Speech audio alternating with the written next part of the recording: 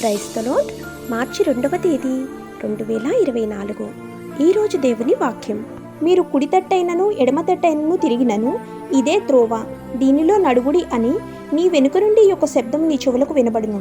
యెషయా గ్రంథం 30వ అధ్యాయం 21వ వచనం. ప్రియమైన సహోదరి సహోదరులారా, ఇదే దారి, ఇందులో నడవండి అని ఒక స్వరం చెప్పటం గమనించండి. మనము కుడికి లేదా ఎడమకు తిరిగినా మనము వింటుంటే ఆ స్వరం మనకు మార్గనిర్దేశం చేస్తుంది. ప్రభువు మన జీవితాల పట్ల శ్రద్ధ వహిస్తారు. మనం ఎలా జీవిస్తున్నామనేది దేవునికి ముఖ్యం. మన జీవితాల్లో సొంత చిత్తం చేయడానికి మనకు స్వేచ్ఛ లేదు. ప్రభువుకు ఒక ప్రణాళిక ఉంది. ఆ ప్రణాళిక మనకు ఎలా తెలుస్తుంది? 1, ఆయన తన వాక్యం ద్వారా దాన్ని మనకు బయలుపరచటం అనేది. అందుకే మనం లేఖనాలను అధ్యయనం చేయాలి. 2వది, ఆయన స్వరం ద్వారా దాన్ని వెల్లడించటం.